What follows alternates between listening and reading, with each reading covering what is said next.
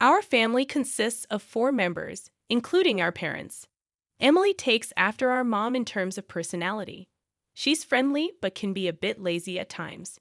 She enjoys teasing my dad and me, as we are more sincere individuals. When we were kids, our mom, who shares a similar temperament with Emily, had a soft spot for her. It was pretty clear that she favored Emily over me. Whenever she hung out with friends, it was always Emily who got to go, leaving me behind because, according to her, it's embarrassing to introduce plain and quiet Ashley to her friends. On the flip side, Mom was really proud of Emily, who was outgoing and well-liked whenever they went out. Despite having a mom and sister like that, the reason I could stay positive was because of my dad. He appreciated my sincerity and loved both Emily and me equally. I cherished my dad's fair approach. Even as an adult, my mom's treatment of me didn't change much. Thankfully, my dad's presence kept our family balanced and stable. However, when my father retired at the age of 65, a mishap occurred at home. He stumbled over a small step, resulting in a broken bone. Despite his efforts with surgery and rehabilitation, his aging muscles didn't bounce back easily. As he spent more time confined to bed and in need of care, my mother and Emily grew colder towards him. "Hey, Mom, what do you think about this?" "Yeah, it looks good. The food seems delicious too. Maybe we should go with this one."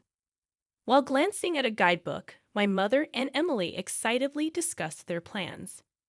When I inquired about their conversation, my mother replied with a hint of irritation. They were organizing a family trip, but considering Dad's mobility challenges, I pointed out that traveling might be tough for him. In response to my comment, Emily said with a smile, "Well, we're not planning to bring him in the first place. We intend to leave him at home. That's cruel. It would be tough for him if he's left alone." "If Dad's not coming, I'll stay home with him," I declared. After expressing this, my mother and Emily exchanged smiles. Following that, my mother stated, "That's fine too. If that's the case, Emily and I will just go by ourselves. Whether you two come or not is up to you. But since it's a family trip, we'll be using money from Dad's bank account." A quick look at the guidebook revealed they had chosen a room meant for only 2 people. It was evident they never intended to bring my father or me along. Following that, my mother and Emily frequently ventured out on their own, staying at upscale inns and dining at renowned restaurants. It felt as if neither my father nor I existed in the house. I observed their actions from a distance, working diligently to complete my tasks quickly to attend to my father. When I couldn't manage everything alone, I sought assistance from care services for tasks like bathing and accompanying my father on short walks around the neighborhood. On days when I had to work late, I asked my mother and Emily to look after my father. However, they avoided the responsibility. "Ashley, I came to help with the bath, but is there no one at home today?" Upon receiving a notification from the care service staff, I promptly called my mother and Emily. Despite informing them of the staff's visit in advance, they had left my father alone and gone out. When they finally returned home, I confronted them, but there was no apology. The staff are professionals, right? It's okay even if we aren't there. Dad is an adult. He'll be fine being left alone. We don't want our time taken up caring for him like you. It seemed they genuinely believed they were doing nothing wrong. Realizing I couldn't rely on them, I decided that taking care of my father was my responsibility. I juggled work and caregiving. The daily grind was far from easy, especially since neither my mother nor Emily showed any concern or understanding. As the days passed, my father's condition worsened. He spent more time seated than walking and ate much less. Approaching the 9th year of caring for my father, I grew worried about his frail appearance. When I took him to the hospital, a shocking diagnosis awaited me. "Your father has advanced cancer. It can't be." Realizing that our time with him might be limited, I was determined to support him in his final days. I made the difficult decision to quit my job and become his full-time caregiver. I knew I had to share this with my mother and Emily. Their reactions were quite unexpected. When I told them about his condition, my mother remarked, Really? He never drank or smoked. It's unfortunate that such a sincere person ended up with cancer. Emily, looking stunned, said, I can't believe you give up your job to take care of Dad. I'd never make that choice. I expected them to be concerned about him, but there was no sign of it. Their indifference surprised me, as if it was someone else's problem. In the end, they only visited him briefly in the hospital and never made a proper visit. I provided daily support during his chemotherapy treatments. Despite our efforts, the cancer continued to progress, and 6 months later, he passed away. The days following the diagnosis were a blur. Upon learning of his death, my mother and Emily had a private discussion and left me to organize the funeral alone. Then they disappeared somewhere. I didn't even have the time to mourn my father, as I had to handle the funeral arrangements alone. As the funeral commenced, my mother took the stage to deliver the chief mourner's speech, despite not having contributed much. She put on a public face, irritating me, but the funeral proceeded smoothly. Exhausted as I returned home, my mother and Emily, who had already arrived, invited me to the living room, claiming they had something to discuss. Without considering my fatigue, my mother abruptly announced, regarding your father's inheritance, Emily and I will inherit this house and all other assets. Honestly, I wasn't in the mood to discuss inheritance on the very day my father passed away.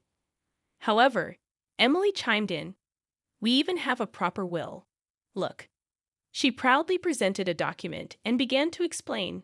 Right after Dad was admitted to the hospital, Mom and I visited him and had him sign this. It states that you won't inherit anything. Dad agreed to it immediately. With a smirk, Emily said, after all the help you provided, it's so cold, right? Maybe Dad, in the end, preferred me over his two serious elder daughters. That's impossible. Before I could respond, my mother interrupted with an inappropriate grin. Clearly, Emily is more adorable, though. Your father always stayed home and had no hobbies. He surely saved a lot, right, Mom? Even quit her job because of the inheritance, and I took some time off work to enjoy the inheritance for a while. Without allowing me to say anything, they continued their conversation. My mother then informed me, you, who have no job, won't get a penny from the inheritance. We plan to enjoy a vacation abroad for a while, so you should leave this place by then. Hurriedly, I countered. Wait a minute. Do you genuinely believe what you're doing is right? Without waiting for me to finish, both my mother and Emily firmly responded, shut your mouth. It's a waste of time trying to take the inheritance from us. With your father gone, we'll do as we please. Your role here is done. Please leave this house promptly. To think that after all you sacrificed for Dad, this is what you get. There was no need to go to such lengths for such an inept father. It's pointless to regret and think about it now. Upon hearing those words, any remaining bond I felt for my mother and Emily was completely severed. I couldn't forgive them for speaking that way about my beloved father. Holding back what I wanted to say, I calmly told them, I understand your thoughts. From now on, I can't imagine living together with you two. I'll gladly leave. Despite their initial surprise at my acceptance, the two soon smiled smugly together. Good to know.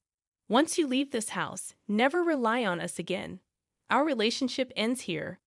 Whatever happens to you, we want no part in it. Don't even think of contacting us. Receiving this intense sentiment from my mother, I packed only my essentials and left the house. A few days after the inheritance discussion, something unexpected happened. I received a call from my mother, the same person who claimed she would cut off contact with me. When I answered, she immediately confronted me in anger. What have you done? Where has all the money from your father's account gone? Why are you suddenly calling? Didn't you say you wouldn't contact me? Silence. This is an emergency. Return your father's savings immediately. What are you talking about? I left the passbook at the old house, didn't I? I have no way of accessing it after I left, but the money in the account is definitely gone. Such a significant amount of his savings couldn't have disappeared so suddenly. I found it suspicious. Moving out swiftly without securing a job seemed to have led my mother to assume that I had mismanaged my father's money. Mom, Haven't you ever checked the account balance before? Huh? I haven't bothered with such things. I see. If you had, you would have noticed that Dad's savings weren't that much to begin with. What do you mean his savings were? Oh, where did his retirement money go? Oh, we used it for our wedding ceremony and the new house. Wedding? New house? I have no idea what you're talking about. I had been romantically involved with a man named Sean, who was responsible for the living service for my father. Our relationship started through our mutual care for my father. I informed my father about my relationship with Sean early on in our dating. When Sean proposed, I was overwhelmed with living and work responsibilities and couldn't make a decision. Upon learning the truth, my father said, "Care for yourself more than me. I want you to have a happy marriage," and he cheered me on. Despite my hesitations, he even started assisting with the wedding venue, selecting a new place to live, and looking for a new home. We had reserved a wedding date for the following year and signed a contract for a new apartment that my father liked. All of this occurred 6 months before we discovered his terminal cancer. As a gesture of gratitude, my father covered most of the costs for the wedding and the new apartment. That was the reason for the decrease in the account balance. Hearing the turn of events, my mother's voice trembled. She was clearly shaken.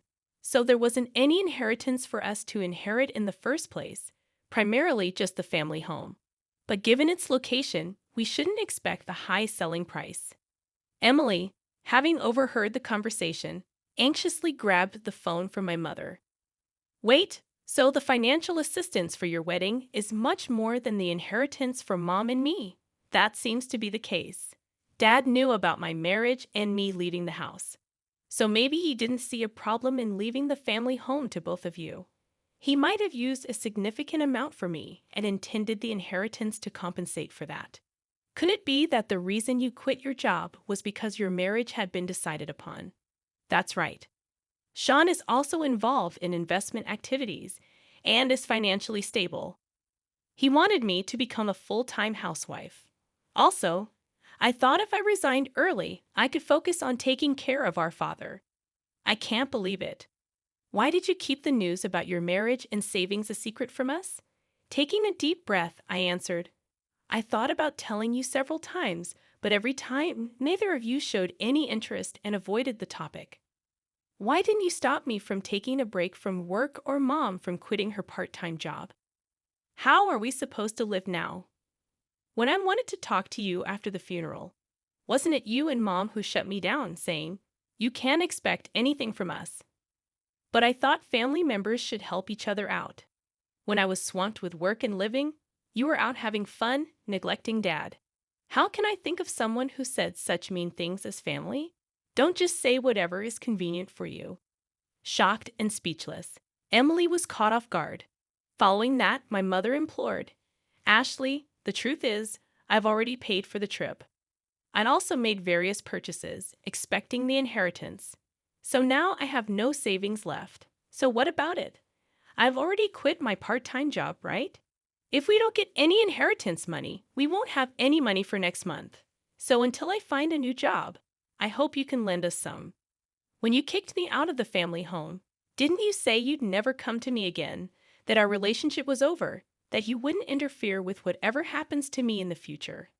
About that, neither of you ever helped when Dad and I were going through tough times. Now when you're in trouble, you want to rely on me. That's incredibly brazen. But if you don't help us now, what will we do?"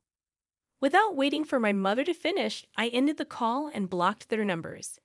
I was utterly disgusted by my mother and sister, who only claim to be family when they're in trouble. I decided to distance myself from these two. Later on, I heard from various people that although my mother and Emily had canceled their trip, since it was a last-minute cancellation, they couldn't get a refund.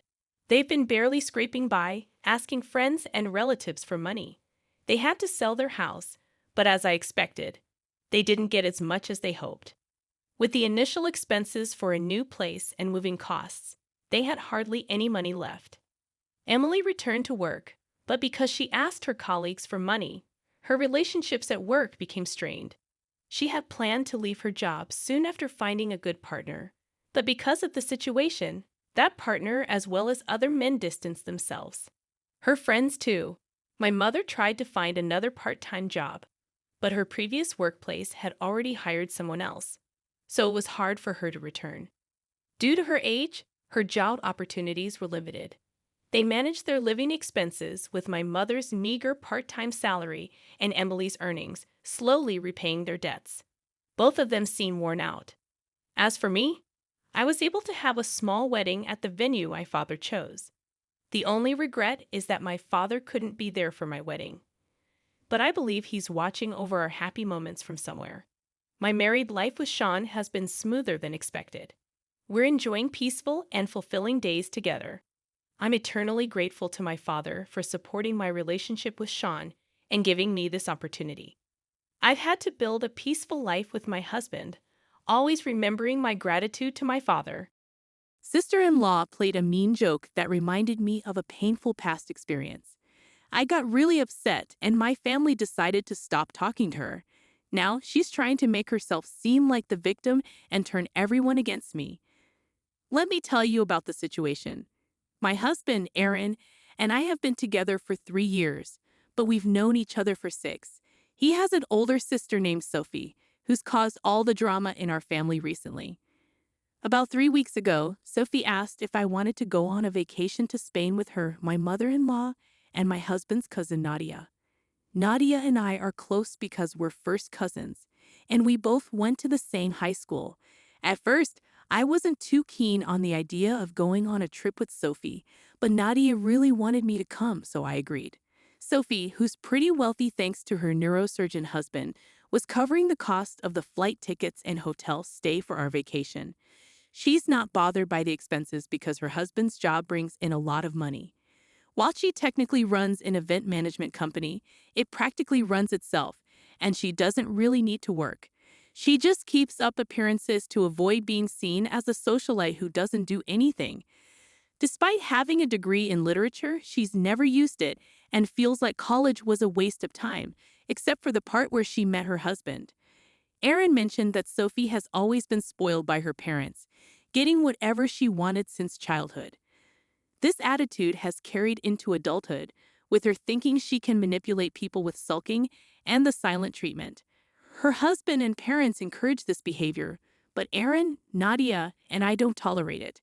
While I've never been a fan of Sophie, I've tolerated her for the sake of family since she's never been directly mean to me. So I agreed to go on the trip with Sophie. And finally, 3 days ago, we were getting ready to leave.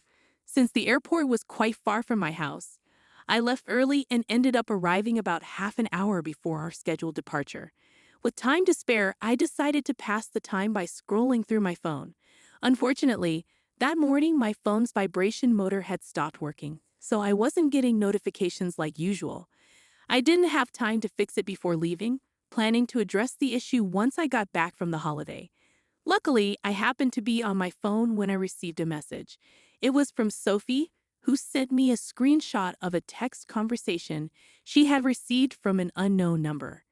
The message included an image and some text. Curious, I downloaded the image to see what it was about, as it seemed odd for Sophie to send me someone else's conversation. When I opened the image, I felt a chill run down my spine. It was a picture taken right outside my house, showing someone holding a pair of scissors in their left hand. Almost immediately, I received another message from the same unknown number. "Let your brother's wife know I'm back." Sophie explained that she had received this text a few minutes ago and was worried about Aaron's safety. Hearing this sent me into panic mode. You see, I have a past experience of being stalked, which was the most frightening time of my life during college. I had a stalker who would take pictures of me from behind and send them to me all day. He didn't message me directly but used fake social media accounts to communicate.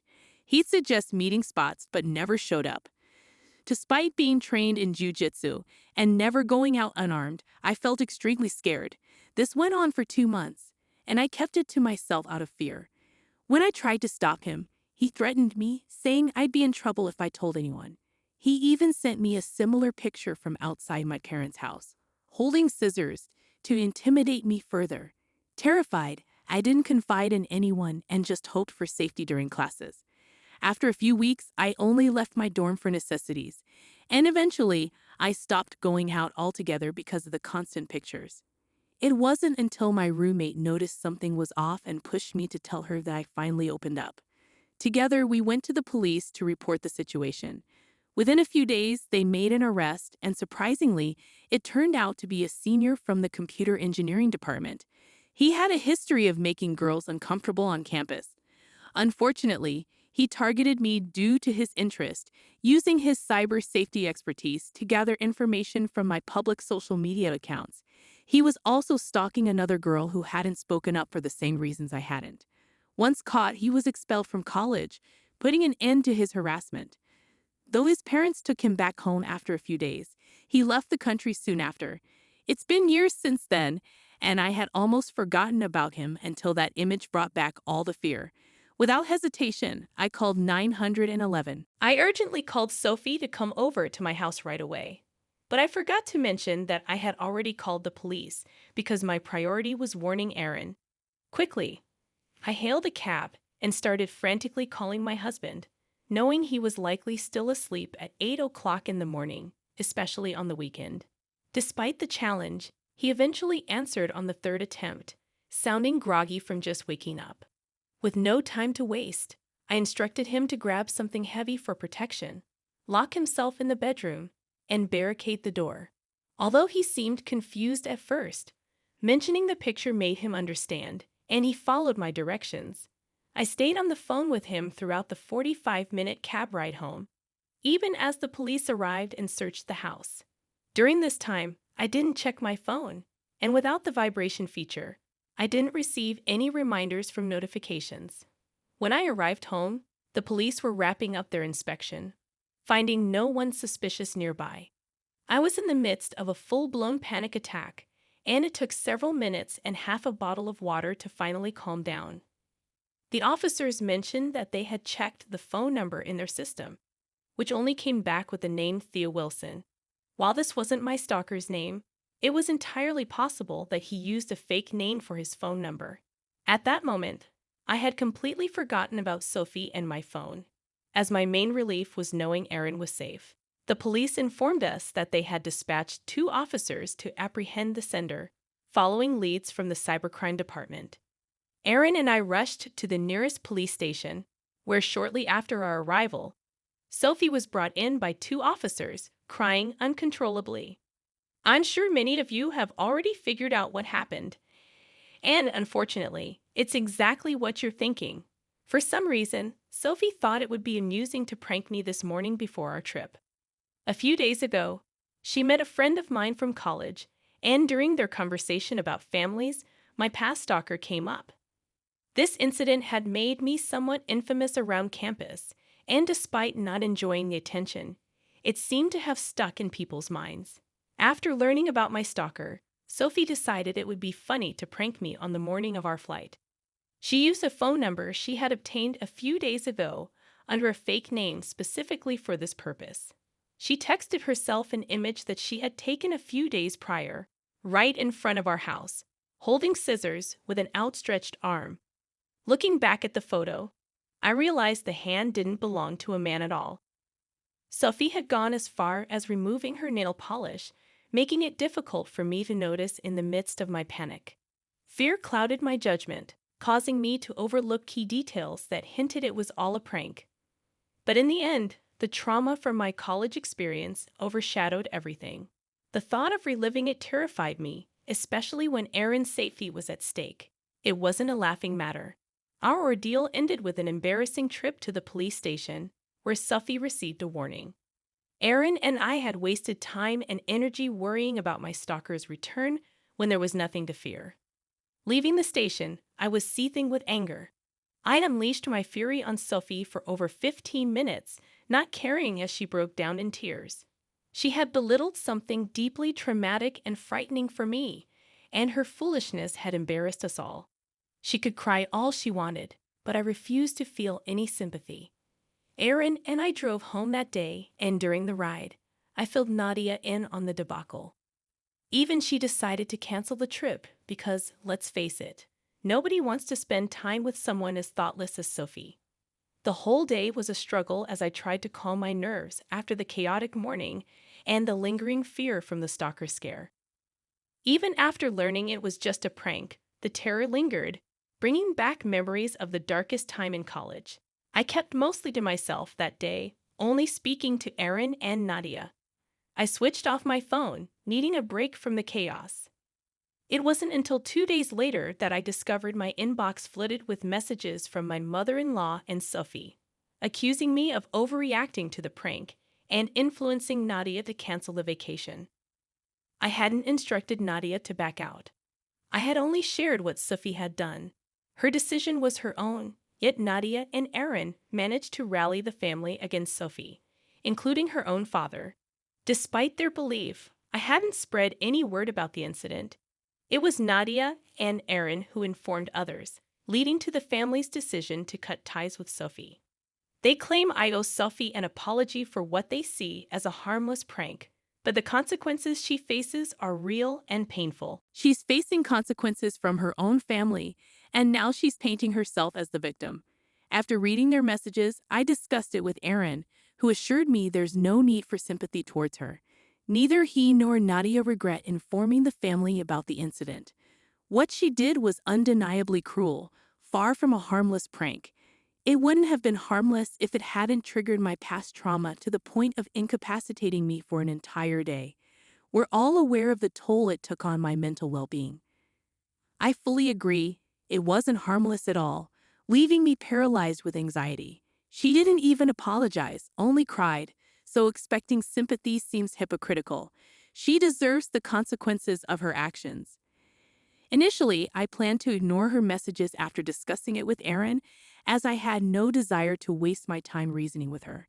However, she persisted in texting me repeatedly, clearly attempting to guilt-trip me into apologizing and restoring her standing within the family. It became increasingly irritating, and in a moment of frustration, I responded. I expressed my contempt for her insensitive and cruel prank, highlighting that she alone was responsible for her current situation. I clarified that I played no role in the family members cutting ties with her, though I wished I had, as it would have provided some satisfaction in removing negativity from the family. I concluded the message by referencing her weight, an area of insecurity for her. While I typically refrain from body shaming due to my own experiences with bullying, I chose to target her vulnerability in this instance to make her feel remorse. Perhaps my response was harsh, but it provided a sense of catharsis after enduring her relentless messages. Despite previously tolerating her spoiled and insensitive behavior, this incident exceeded my threshold for tolerance. After sending the text, I put my phone aside and tried to distract myself by watching a movie. It wasn't until 3 hours later that I checked my messages and found a new one from Sophie. She mentioned considering me a good friend and expected forgiveness without having to beg for it. While her message seemed to imply an apology, I found it confusing. She then criticized my response, suggesting that if I were going to be rude, I should have ignored her entirely instead of intentionally hurting her. Reflecting on her words, I began to wonder if I had gone too far. Despite my dislike for Sophie, I acknowledged that she had a point. Perhaps I shouldn't have said some of the things I did. However, her refusal to take responsibility for her actions and her attempts to shift the blame onto me only fueled my anger. I regretted stooping to shaming her for her weight, knowing firsthand how hurtful that could be. Nevertheless, I felt justified in calling her out for her behavior. Aaron believed I shouldn't apologize, asserting that Sophie deserved to be confronted. He didn't think I should sympathize with her at all. Nadia, on the other hand, felt I may have been too harsh. Feeling torn and unsure of how to proceed, I turned to the Reddit community for unbiased advice. I didn't want to resort to the same tactics as Sophie to seek revenge. While I value Aaron and Nadia's perspectives, I needed impartial judgment considering the circumstances. So I'm here seeking guidance after Scylla, in her attempt to prank me, inadvertently belittled my past trauma, prompting me to insult her insecurities about her weight. Update 1. I've taken in all the feedback from the comments on my original post, and while I appreciate everyone's viewpoints, I couldn't shake off the guilt I felt about my comment regarding Sophie's weight. So I decided to apologize to her for that specific remark. I stand by everything else I said, but attacking someone for their appearance didn't sit right with me, especially knowing firsthand the pain of being bullied for things beyond my control. I sent the apology just 5 minutes ago, although she hasn't opened it yet. Regardless, I'll be okay, even if she doesn't accept it because I know I did what I could to make amends. As for my mother-in-law, I'm not on speaking terms with her. It baffles me why she rushed to Sophie's defense when she knows her actions were wrong. Her texts were all about understanding my frustration, but then she expected me to apologize to Sophie, which doesn't add up. It feels like she's trying to guilt-trip me into feeling sorry for Sophie, but I'm certain she wouldn't have the same reaction if the roles were reversed. Aaron wasn't thrilled about my decision to apologize, but he believes in my good intentions. Nadia, on the other hand, is supportive and proud of me. So overall, I'm at peace with my decision. Update 2. Sophie has just responded to my apology. It took several hours for her to reply, but about half an hour ago, she finally did. She said it was fine, but she didn't expect anything better from me anyway. Sophie admitted to feeling a bit shocked, but understands that we were never friends and won't be in the future. On a positive note, she did express regret for attempting to prank me and for using such a traumatic experience against me. She claimed that if she had known the consequences would be so severe, she wouldn't have gone through with the prank. Personally, I believe pranks like that are disrespectful and should never be carried out, regardless of the circumstances. However, I appreciate the apology, even if it came across as passive-aggressive. Something is better than nothing, right? Now I can let go of the guilt I felt about my own harsh words and move forward. This incident marks the end of Sophie's presence in our lives, and that's the silver lining in this whole ordeal. Update 3. Hi everyone! It's been about a month since my last update, and I have some exciting news to share. Last week, Nadia discovered that she's pregnant. To celebrate, we organized a big pregnancy announcement party and invited all our loved ones. Well, almost everyone. Sophie was noticeably absent because she's been out of touch ever since being cut off from the family. She temporarily deactivated her social media accounts and went off the grid. However, Aaron reached out to his dad, who assured us that Sophie was okay. She just needed a break from social interactions. During the party, though, Sophie sent Nadia a text extending her best wishes for a happy and healthy pregnancy. However, the message had a hint of Sophie's trademark passive-aggressiveness. She expressed a desire to be present at such a joyous occasion, but conveniently ignored the fact that she wasn't invited. Instead, she subtly implied that we were the negative influences in her life and that she was prioritizing her own well-being. We found her message amusing and decided not to share it with anyone else at the party. It's absurd how desperately she wanted to be included but refused to apologize for her actions. Despite hoping that her social media hiatus would lead to personal growth, it seems Sophie remains unchanged. Oh well, at least her message provided us with some entertainment. I don't want a woman with a big belly like that. You'll have to take care of the baby all by yourself while I'm stuck with this big belly being pregnant for 9 months. He looked at me with disgust, and a mean smile appeared on his face. I knew this would happen someday, and even though I saw it coming, I went to my room right away. When I came back, I had papers in my hand. Okay, here are the divorce papers. I handed them to Anton. He looked shocked and shouted, "What's going on? Why are you doing this all of a sudden?" "Well, you suggested it first. Hurry up and sign it. I'll hand it in tomorrow," I dared him. His face went red quickly as my words hit him hard. "Just watch. You'll regret treating me badly and looking down on me," I declared. "My name's Helen. I'm 26 and a housewife. 2 years ago, I worked at a mobile company. That's where I met Anton Cade, my boss, when I was 24. We fell in love fast and got married. Anton, 3 years older, was really supportive, especially when I was new and clueless at work. I couldn't thank him enough for teaching me everything. As we worked together, we became friends and started going out for dinner often. When he asked me out, I was thrilled, especially because I'd never dated anyone before. It's a bit embarrassing, but I was always more into cartoon characters than real guys. But with everyone around me getting married, I started feeling the pressure. When I fell for Anton, I promised myself he'd be my first and only love. So when we started dating and got married a year later, I was so happy. Anton was handsome and popular with the ladies at work. I was proud to be his wife, and people congratulated us, saying they were happy for us. But little did I know what was coming. The day after we got married, I told my coworkers, I'm married now, so I'm quitting my job. Just when we were excitedly beginning our married life, Anton dropped a bombshell, saying, I've always wanted my wife to focus on the home. Don't worry, I can take care of us financially. But this is so sudden. You never mentioned this before, I responded. Anton had never brought up me quitting my job before we got married. I got this job through my dad's connection, so leaving without notice wouldn't be right. I wanted to explain, but Anton's eyes silently warned me not to bring it up. So I stayed quiet. I couldn't hold it back any longer. I know I should have told you, but it's decided. Starting tomorrow, you're not going to work, Anton declared. What a shock. Anton's announcement about me staying home starting tomorrow hit me so suddenly I felt dizzy. But Anton was firm in his decision. I couldn't argue with him, considering he used to be my boss. Even though I had to leave my job abruptly, I was determined to make our marriage succeed. Since Anton chose me and entrusted me with running the household, I wanted to live up to his expectations. I didn't want to seem like a bad wife. I put all my effort into the housework, cooking meals, especially Anton's favorites, and setting the table with as much food as possible. Even though Anton ate without saying whether he liked it or not, I secretly hoped for a word of appreciation. After quitting my job and losing my identity, I craved that acknowledgement. Anton, I have an important meeting tomorrow. Is my jacket clean? I asked. Yes, it's ready, Anton replied. He sometimes showed a traditional, controlling side.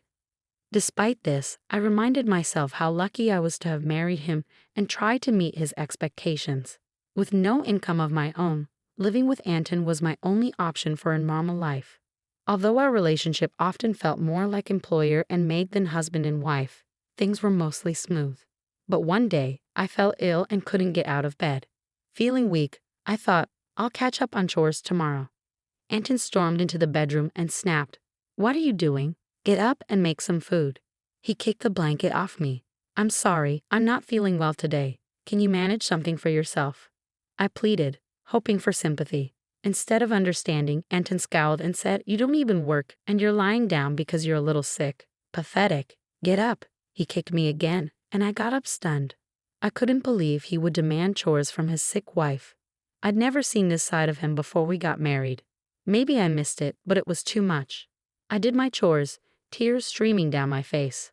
After days of feeling unwell, I realized I'd missed my period. Rushing to the drugstore, I bought a pregnancy test. When it turned out positive, tears of joy streamed down my face. I couldn't wait to tell Anton when he got home from work. But when he finally returned well past midnight, reeking of alcohol and stumbling, my excitement waned. It was surprising how much he'd drunk, especially without warning me when I had dinner prepared. Despite my eagerness to share the news, I hesitated seeing him in such a state. I haven't been to the doctor yet, so it's not confirmed, I started, hoping to share our happiness. But Anton's reaction was unexpected. His face darkened as he muttered, A child? What have you done? It was a side of Anton I'd never seen before, his tone unlike anything I'd heard from him. What? I don't want a kid.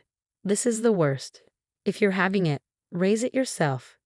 His harsh words hit me like a slap, and he stormed off to the bathroom, tossing his clothes aside. It was unreal. I couldn't understand why he'd say such hurtful things about our baby instead of being happy. The joy I felt moments ago vanished, replaced by deep sadness. How could he say that? He'd never mentioned not wanting kids before. We hadn't even talked about birth control, so I naturally assumed we both wanted children.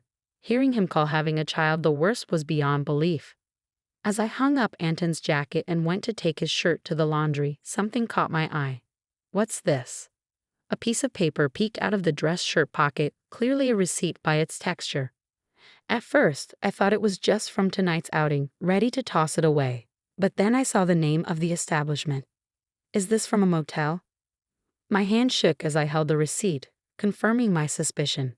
It was indeed from a motel. The weight of this discovery pressed heavily on my heart. Why doesn't Anton love me? Isn't marriage supposed to be built on love, especially since we've only been married for a little over a year?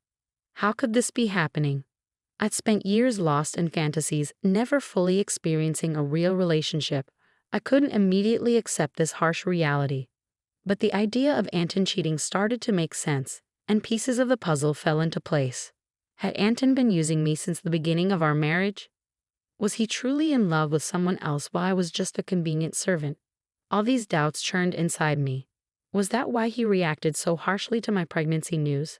As I wrestled with these thoughts, nausea overwhelmed me, and I grew convinced that something wasn't right. Yes, it's clear now. Maybe he pushed me out of the company because his mistress was there. It felt like pieces were falling into place, as if he'd married me for stability rather than love. Reality blurred with my imagination, but his heartless words after learning about my pregnancy couldn't be ignored. That day, I resolved to gather evidence of Anton's affair.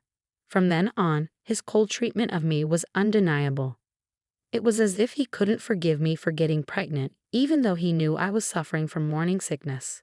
He'd deliberately eat strong-smelling foods near me and criticize my housework, making me do it over again.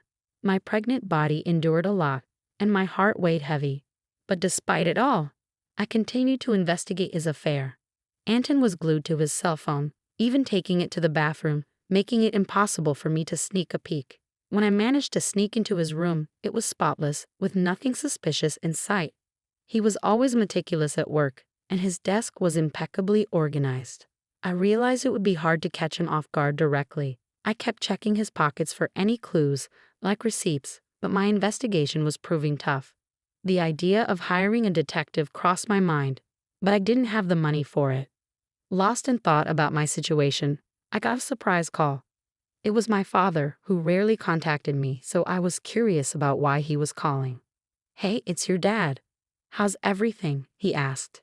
His call caught me off guard, knowing how busy he usually is. "Dad, what's up? Aren't you swamped with work?" I questioned. "My team's been handling things well, so I've got some free time," he explained. My dad's the CEO of a company in Canada, and work has always been his priority. I didn't have many memories of playing with him as a kid, but I respected his dedication, so his call left me curious. I asked, "What's going on?" As he began to speak, he dropped a bombshell. "Seriously?" I exclaimed, struggling to believe it. "Yeah, he wouldn't make this up. I need you to trust me on this," my dad reassured me. At first, I was speechless, but as it sunk in, I felt relieved. "Thanks, Dad. I really appreciate it," I said gratefully before ending the call. After all my dating, I was starting to see results, and it felt like a small victory. But with each new piece of information came a surge of anger and frustration over the ongoing tension with Anton. Months dragged on, and our relationship stayed strained.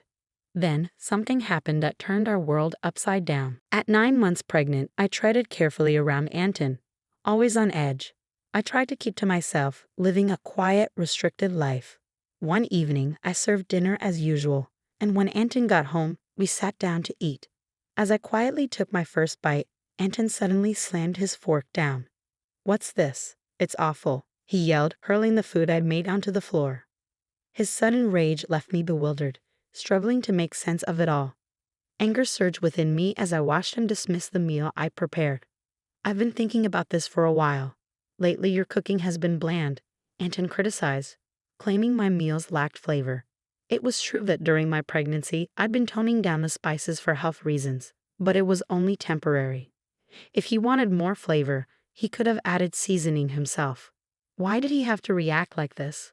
Before I could respond, Anton delivered another blow with his hurtful words. "I don't want a wife with a big belly like yours.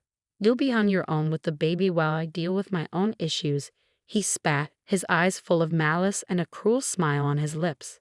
I had feared this confrontation, but I'd hoped for a different outcome. Without a word, I stormed off to my room, retrieved a document, and returned to confront Anton. "Here are the divorce papers," I declared, thrusting the documents in front of him. Anton's face twisted in shock. "What on earth? Why now?" he stuttered. "Your idea. Sign them quickly. I'll file them tomorrow," I retorted. Truthfully, I'd been considering divorce since I suspected Anton's infidelity. But with a baby on the way, I hesitated, unsure if I could manage alone. Now, though, I had a plan. My resolve seemed to provoke Anton's, his face boiling with anger. "You'll regret this." Every moment you belittled and controlled me, I warned, unwavering. I'll manage. Don't worry, I reassured him. Perhaps annoyed by my determination, he snatched the papers and began filling them out. Here. If this is what you want, take it, he grumbled. Thank you, I replied, surprised at how smoothly Anton handed over the divorce papers.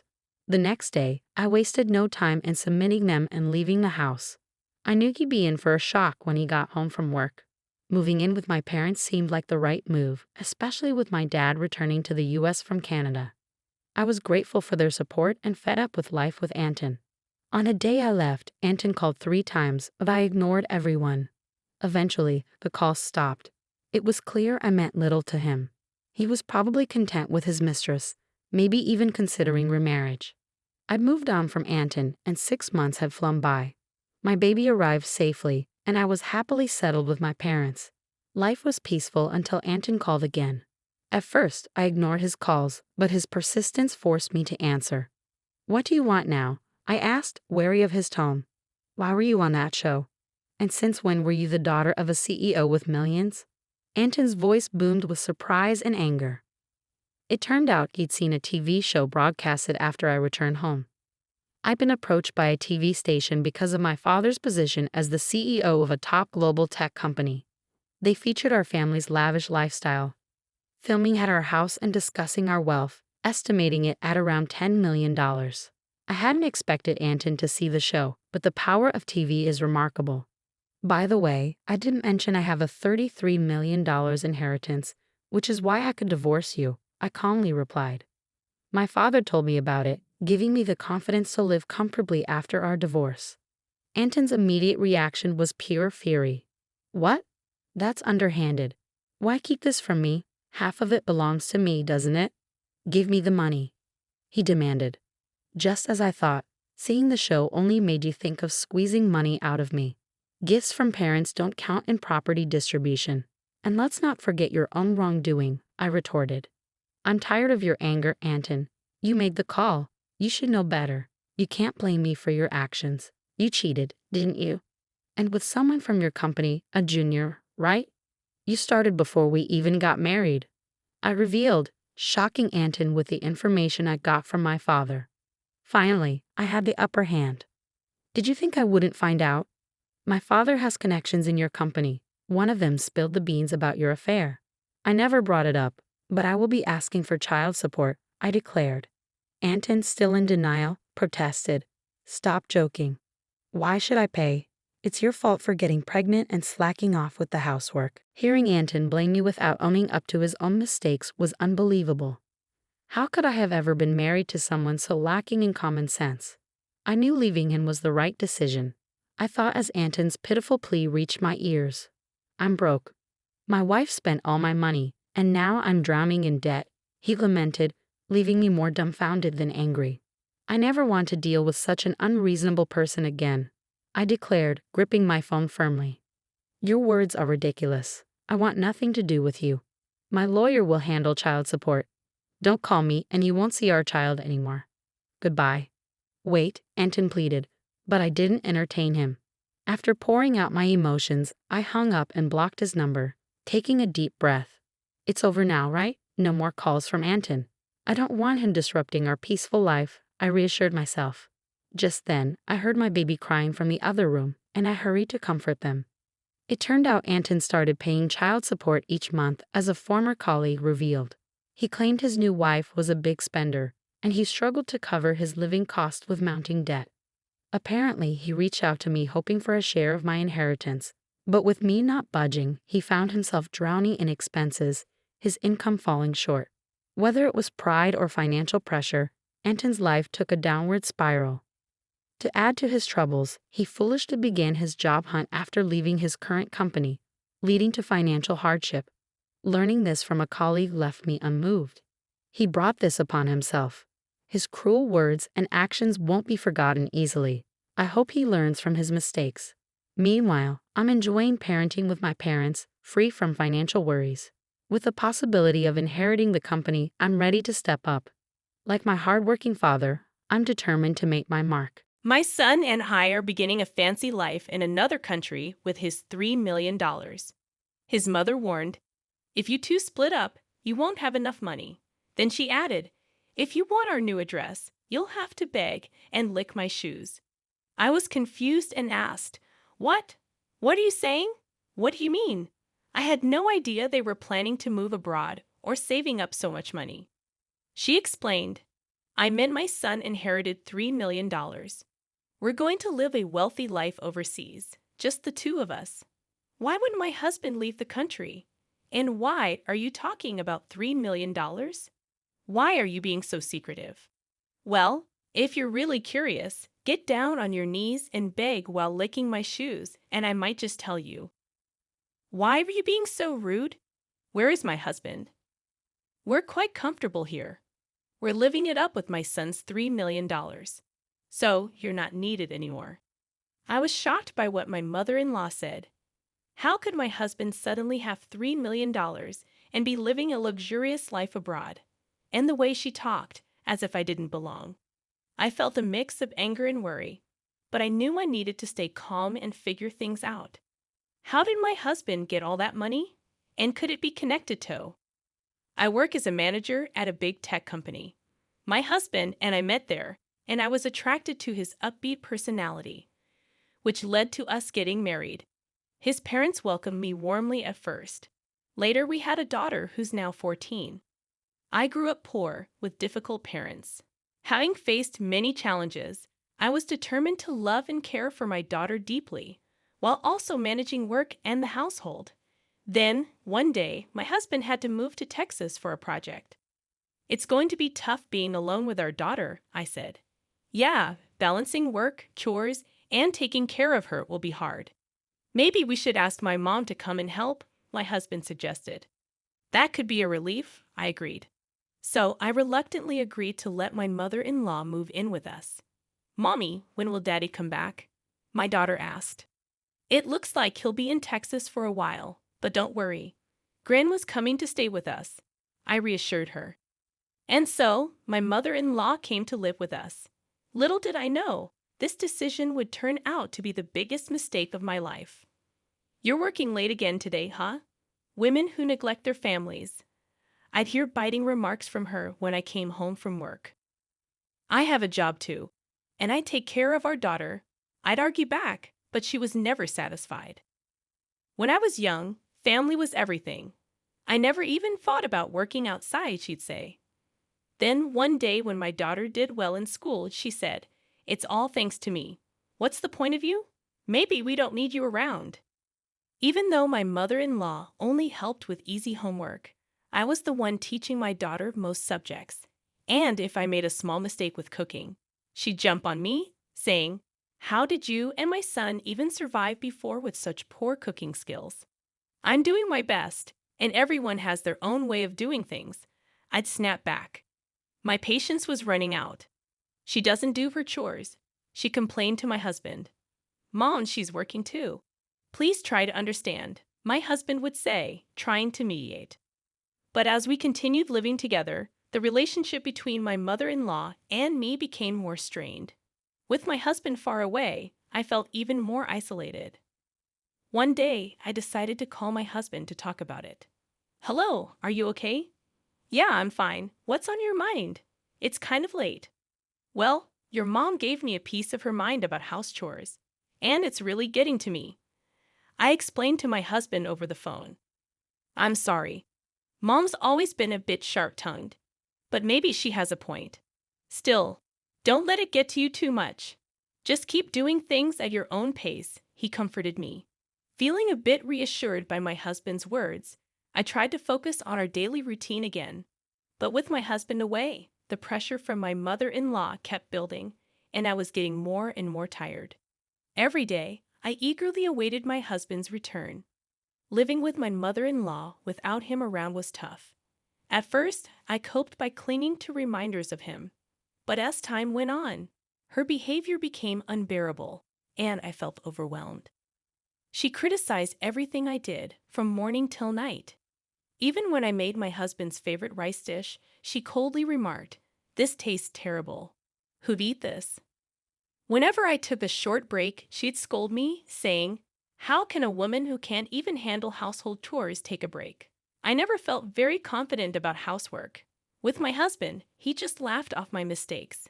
But with my mother-in-law, I felt like I couldn't make any mistakes. I think she treats me this way because she loves her son so much. She can't accept that he got married and moved away from her.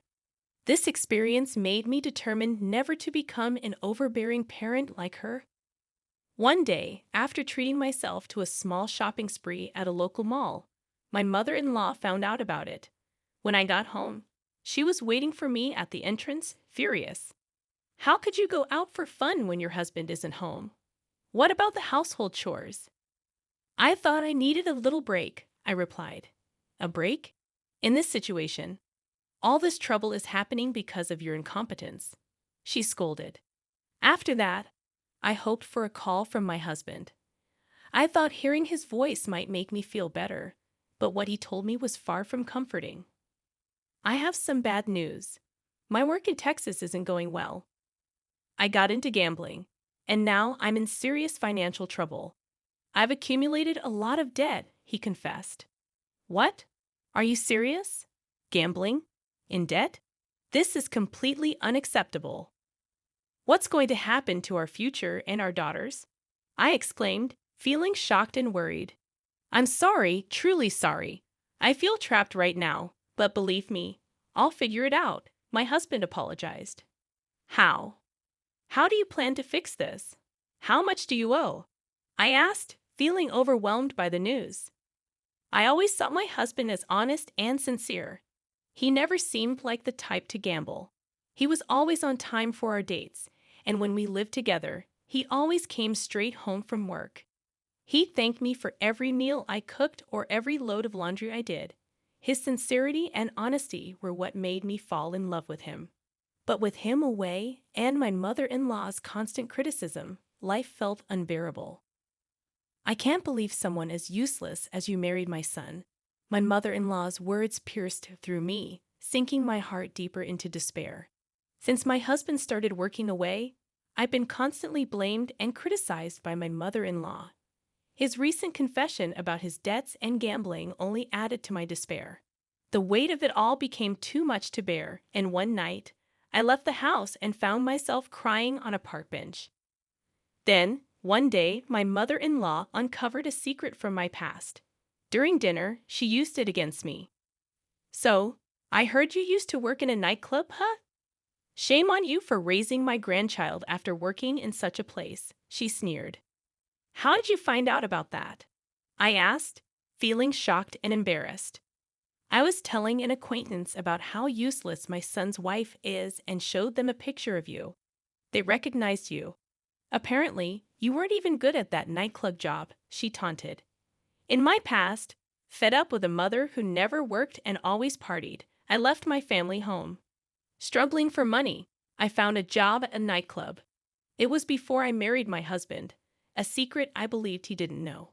I was speechless. I never thought my mother-in-law would uncover this about my past, and she kept using it to attack me. I can't believe someone like you is the mother of my grandchild. I'll tell my son and have you kicked out, she threatened. My despair deepened. It felt like everything I had with my husband, all the efforts I put in, and the future I dreamed of were taken away with her words. My husband's communication became scarce. I worried he started doubting and suspecting me. Alone in my room one night, I reflected on my life, meeting my husband, our marriage, and our current struggles, along with my mother-in-law's constant blame and accusations. I felt like I couldn't continue like this. I can't take it anymore, I whispered, walking out into the lonely nighttime streets. The silence of the streets echoed my despair. My mother-in-law's words about my past, my secrets, and my present haunted me. Everything became a target for her criticism and blame. I sat on a bench in a park, staring up at the sky. Not a single star was visible. My heart felt just as dark. Suddenly, someone approached. Mom, why are you here? My daughter sat next to me, holding my hand. Mom, don't let Grandma get to you. You work hard at an IE company and you've been through so much. You're strong. Thank you. But maybe Grandma has a point. I replied. Mom, Grandma's just stuck in the past. In today's world, you should be proud of any job you've done. I'm proud you worked at a nightclub, she reassured me. Really? Yes, because it shows you've always tried your best for us no matter the circumstances. Don't let Grandma's words control you. My daughter's words touched my heart, and tears welled up in my eyes. Mom, you're working hard in IT now, right? That's amazing. I'll always be on your side, no matter what Grandma says. Gratitude flooded my heart. With my daughter's support, I felt hopeful that we could overcome any challenges together. Later, in my husband's study, I took a deep breath before diving into a pile of paperwork. I carefully went through each document, trying to uncover his secrets. Bank statements, credit card bills, loan agreements. Slowly, my husband's financial situation started to make sense. Why did this happen? I discovered several receipts from gambling activities, horse racing, slot machines, casinos. It was heartbreaking to think about how much money he had wasted on these activities. Next, I turned on my husband's computer. The password was his birthday, but reversed. His inbox was overflowing with collection emails from financial institutions and messages from friends demanding repayment of loans. Additionally, I found a lot of promotional emails from gambling-related websites. I decided to calculate how much my husband had spent on gambling. The total was a staggering $3 million, far more than I had imagined. Seeing that amount, I felt a moment of panic, but there was no time to waste. I started to plan how to secure funds to support our livelihood. I thought about my savings, the money we could get from selling our expensive electronics and luxury items at home, and the money I had saved from my salary. After that, I kept up with my investigation. Every day, I worked hard, reaching out to financial institutions to understand the extent of my husband's debts and obtaining his credit information. A few days later, I devised a plan.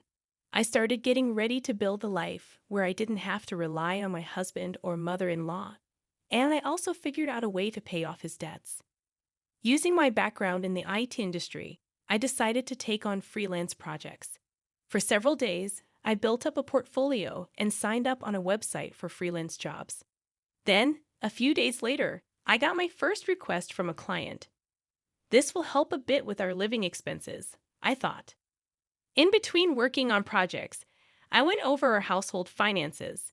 I canceled unnecessary subscriptions, cut back on unnecessary spending, and found ways to save on groceries. I managed to lower our daily food expenses as much as possible. Also, based on advice from local moms, I participated in a community yard sale. I managed to sell some high-end items and extra electronics we had, making a decent amount of money.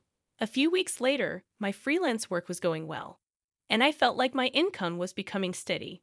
By then, I had enough money in my bank account to cover our living expenses. When I got home one day, all of my mother-in-law's things were gone. At the same time, my phone rang. It was my mother-in-law. "Oh, are you back already? You must have noticed our stuff is gone," she said. "What are you trying to say?" I asked. "My son and I are starting a luxurious life abroad with his $3 million. If you ever think of divorcing him, you won't be able to make it on your own. If you want our new address, get on your knees and lick my shoes." I couldn't help but chuckle. "Actually, that $3 million is a debt," I said. "Stop joking. There's no way my son has that kind of debt," she replied. You may not believe it, but it's true. In his study, there are transaction records from banks and financial institutions, credit card bills, contracts, and more. Plus, on his PC, there are collection emails from financial institutions, messages from friends demanding repayment, and promotional emails from gambling sites. If you don't believe me, why don't you check? I suggested. "You're lying," she exclaimed. "It's the result of his gambling addiction. Horse racing, slot machines, casinos. All in all, it amounts to a whopping $3 million. I just sent you photos of the evidence. Maybe you should take a look," I said calmly. "I had no idea. He probably didn't want you to know. But it doesn't change the facts," my mother-in-law admitted. I've been thinking about how to deal with this huge debt, but I guess I don't have to anymore, I responded. There was a moment of silence on the phone as my mother-in-law processed the information. I truly didn't know. I don't know what to say, she finally said. Without another word, I ended the call. From that moment on, I was determined to start a new chapter in my life. I was shocked by my husband and mother-in-law's actions, but I knew I had to move forward for the sake of my daughter and myself. Later, my husband called. "I'm so sorry. Truly, I am," he apologized. His voice was quieter than I'd ever heard it, but my anger didn't fade. "How did it come to this? Our family is breaking apart because of you. I never thought it would get this bad. But when I decided to go overseas with Mom, I couldn't see a future with you and our daughter," he confessed. I was stunned by his words. "You couldn't see. It's because of your recklessness and lack of planning that our family is in this mess," he accused. "I understand that, but it's too late now. I made a promise to Mom." "What promise?" I demanded. "One, to sacrifice our daughter's future and grab a paradise just for ourselves," my husband finally admitted. There was silence for a moment. "Did you truly love our family?" I asked. "I did. But now it's different," he responded, his voice breaking into tears. "Don't hurt us anymore. My daughter and I are going to live on our own from now on. We'll forget about you," I declared firmly. There was no response from him, only the sound of his sobbing from the other end. Calmly, I hung up the phone. The reason my mother-in-law mistook assets for debts was due to a sudden bill of $3 million that arrived at our home. She thought it was a lottery-winning notice and began planning to move overseas, unaware of the misunderstanding. My husband, thinking starting a new life abroad would solve the debt problem, agreed to her proposal, mistaking the bill for a lottery notice. After that conversation, I set aside my anger towards my husband and started looking for a lawyer. I was determined to prepare for a divorce, seeking compensation for emotional distress and child support. A new life was about to begin for me and my daughter, independent from my husband and mother-in-law. I sought advice from a lawyer regarding divorce proceedings, emotional distress compensation, and child support claims. During this time, my daughter and I bonded deeply, and she became my biggest supporter. She fully understood my decision and chose to stay with me. Her words brought me comfort and made all the struggles with my husband and mother-in-law seem worth it. Tears of gratitude filled my eyes. Meanwhile, my mother-in-law and husband faced challenges in their new life overseas. Despite their efforts, they encountered problems due to lack of preparation and financial issues. To make matters worse, they were pickpocketed, losing their remaining funds, and struggled with the language barrier. Ultimately, they were deported for overstaying their visas. Later, I negotiated the terms of the divorce with my husband through our lawyers. The divorce was finalized, and we agreed that he would pay emotional distress compensation and child support in a lump sum. "Thank you. Now I can finally begin a new chapter in my life," I said, feeling relieved. "But all at once? Wouldn't it be better in installments?" I suggested to my husband regarding the lump sum payment. "It has been. I ended up taking on even more debt, borrowing money from some shady loan shark," he admitted. "I don't know what happened to him after that, and honestly, I don't care," I replied, feeling detached from his struggles. After being evicted from her rental property and losing all her savings to pickpockets, my mother-in-law ended up homeless upon her return to the U.S. My daughter and I embarked on our new life. It wasn't always easy, but being free from my husband and mother-in-law, we could look to the future with hope. I wanted to live happily, working together with my daughter, who had saved me from the depths of despair. My mom cooks way better than yours. Some of us leaned back in our chairs while others sat up straight. There were 4 of us around the table, and it was loaded with fancy food. Usually we wouldn't have such an extravagant meal, but today we were dining with the in-laws, so it was a special occasion. Keith looked at me with a smug smile on his face, even as he ate.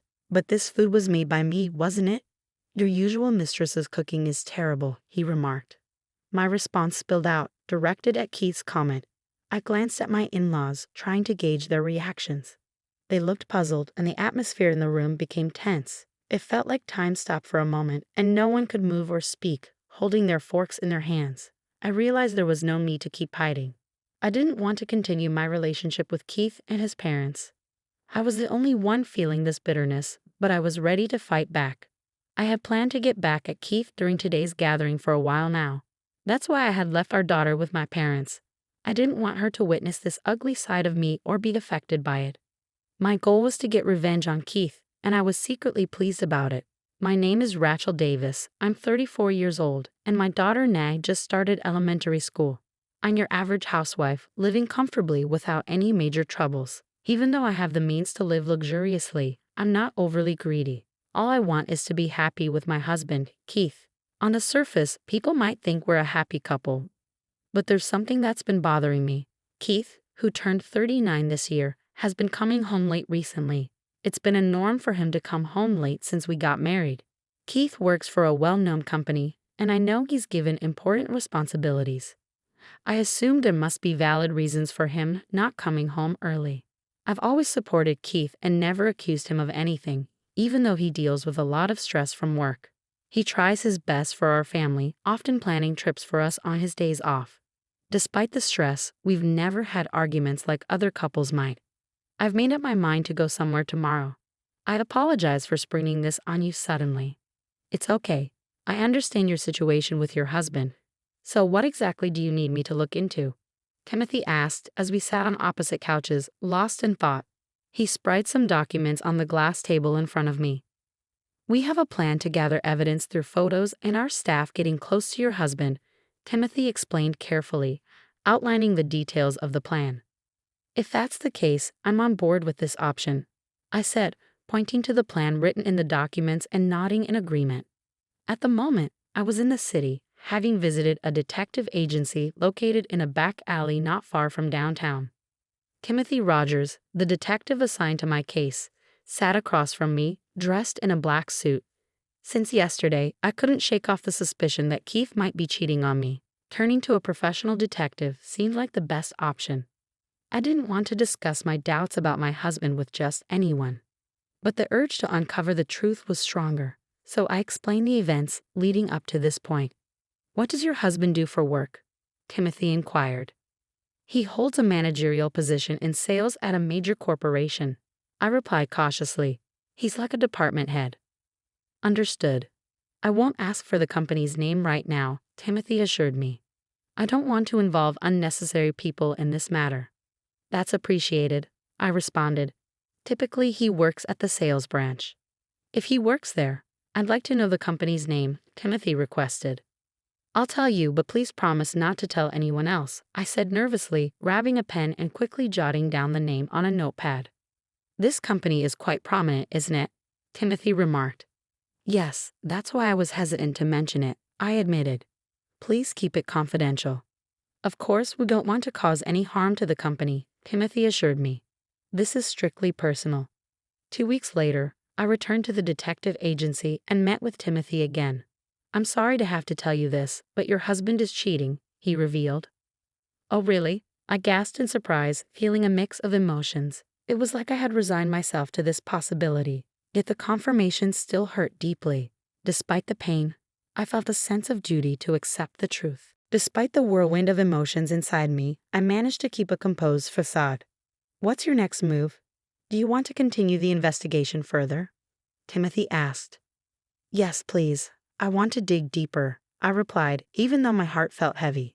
So, we'll need to get more involved. Are you sure about that? Timothy questioned. Yes, I am, I affirmed, though I felt like my heart was sinking into darkness. I wanted to uncover the truth, no matter how painful it might be. At this point, the affair is confirmed, Timothy confirmed, and there were times when your husband stayed with the woman he was having the affair with, not just for work reasons. His words ignited anger within me, but I pushed it down, focusing on the task at hand. Do you want to see the photographic evidence now or later? Timothy asked. Show it to me, I requested, my voice trembling. Timothy handed me a photo from a brown envelope. As I looked at it, I saw Keith entering his mistress's house. The woman seemed to be around my age, but she appeared younger and more attractive. Keith looked happier with her than he did with me. My daughter Naomi's earlier observation wasn't a lie. She was only in first grade, and I didn't want to disrupt her life with a divorce. But I couldn't stay with a cheating husband either. If the affair affected Naomi negatively, it would be too late. Suppressing my pain, I made a decision. I need as much information as you can provide, I told Timothy. All right then, we'll proceed with the investigation for about 2 months. Is that okay with you? Timothy asked. Yes, I have enough money for it. Please, I need you to do this, I said firmly, meeting Timothy's gaze. But suddenly, a voice interrupted us. Hey, don't you go making decisions on your own. All you do is lie, the voice accused. No, it's the truth, I replied firmly, ready to face whatever came next. Now that I'm at Keith's parents' house without Naomi, I can fully respond to Keith's accusations. I haven't lied or deceived my parents-in-law, so why should I hide the truth? Besides, there's no benefit for me in doing so. A few days before coming here, I received a report from Timothy confirming that the investigation was completed. All the information from the detective was in the bag next to me. Keith can't deny it, and once the evidence is presented, his parents should understand. But I needed to be cautious. Knowing Keith's tendency to deceive, I decided to reveal the truth to his parents while observing the situation. You're crazy. My son would never cheat. You just keep lying, Keith's father exclaimed, his voice echoing inside the room. Just moments ago, we were having a pleasant conversation. But a minor disagreement between Keith and me escalated the situation, making the atmosphere tense. I had only mentioned that Keith hadn't been coming home for the past 6 months, but he immediately got defensive and accused me of lying. It was me who triggered this, but my resentment towards my husband ran deep. I had come to this gathering with feelings of revenge. According to my son, you can't even manage household chores properly. You're just at home and yet you don't do anything, Keith's mother chimed in, echoing her son's accusations. That's a misunderstanding, I replied firmly, pushing down my feelings and locking eyes with Keith's father, even though his expression was intimidating. Your son is lying. Misunderstanding? Are you suggesting my son is lying? Keith's father challenged. Yes, I continued speaking, determined to stand my ground. That's ridiculous. My son is a light. I've always provided him with a good education and quality meals. Moreover, I've taught him to be respectful and not to be a bother to others. Do you think someone like him would cheat? It's impossible. But Keith's father stubbornly refused to acknowledge what his son had done. Perhaps it was his lack of knowledge about the situation that made him unwilling to accept the truth, but Robert's demeanor grew increasingly tense. I was just about to present the evidence when Susan, who had always been kind to me, spoke up. I used to trust you, but after this incident, I just can't anymore, she said, her tone filled with disappointment. Susan had been kind to me since I arrived early at their home today. She had even recommended Keith to marry me. Susan and my mother were old friends, so her kindness was expected. However, now she looked at me with suspicion, as if I were a criminal. If things are really that bad, we might have to consider divorce, Susan suggested, almost sighing. I didn't want to bring up divorce. Our family runs a well-known company, and if people find out that someone like me is Keith's wife, it could tarnish our reputation. In about 10 years, Keith will become the CEO, and then we won't be able to ignore it anymore. Susan continued, her expression apologetic. And she can't even cook properly for me. That's not true, Keith interjected, defending his mother's accusation. Your cooking tastes bad. In the room where the 4 of us were, Keith arrogantly picked up his fork and began eating. His attitude irritated me even more. Actually, my mom's cooking is way better than yours, Keith laughed, trying to provoke me. But that was made by me though, isn't it? Your usual mistress whose cooking is awful, he added, stunning me with his remark. The atmosphere in the room became tense, and I felt the need to excuse myself. Both sets of parents-in-law looked shocked, their mouths hanging open. Keith also widened his eyes in realization, dropping the grilled fish from his fork. He had set down his fork onto the table. What do you mean? Susan questioned, her tone filled with concern. Just what I said, I replied smoothly. As I've been saying, the one lying is my husband. Hey, stop making stuff up. Keith slammed his fork on the table, yelling. It's not a lie. Plus, I cooked the grilled fish after I came here this morning, in place of your mother. You and your father wouldn't know since you arrived in the afternoon, he added defensively. As I explained, Keith grew even more irritated, his face turning bright red. Want to see the evidence? If you have it, show it, he challenged, standing up abruptly. All right, I'll show you then, I responded, taking a more serious tone. What? No, you must be lying. That's just nonsense, Keith protested, but I remained serious.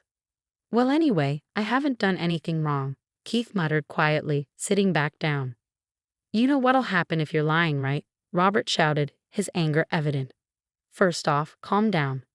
Does Rachel really have evidence? Susan interjected, trying to diffuse the tension. In that moment, Susan was the only one able to think rationally.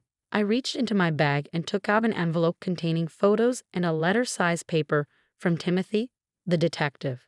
Placing them on the table, I could see my husband's face turn pale as he watched my move. No, it's not like that, Keith protested, desperate to avoid confronting the truth, repeatedly denying it. What is this? What does it mean? Robert demanded, visibly agitated. It's nothing, Keith covered his ears, refusing to face reality. These photos, who's this person? Don't tell me you've really been cheating, Robert questioned, disbelief evident in his voice. Yes, that's right. That's why I have these photos taken as evidence. This isn't fabricated. I also consulted with an attorney. I explained calmly in response to Robert's remarks. If we decide to divorce, it'll be handled according to the law, I stated without hesitation. I harbored a deep-seated intention to make Keith pay for his actions. This could tarnish my company's reputation. Robert's voice grew weak, the earlier momentum now a distant memory. What's the truth? Susan asked, her tone filled with concern.